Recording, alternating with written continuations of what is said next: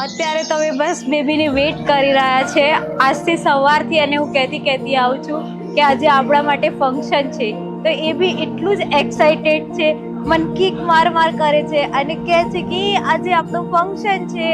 બહુ જ એક્સાઇટેડ છે, અમે એની આતુરતાથી રાહ જોઈ રહ્યા છીએ. હું નિરલ માટે કંઈક ના કંઈક લખી રહ્યો હતો હોઉં છું, પણ અત્યારે હું નિરલ અને બેબીની આવવાની અમે બહુ રાહ જોઈ રહ્યા છીએ. તો હું એની રાહમાં હું બે શબ્દ કહેવા માંગીશ એને.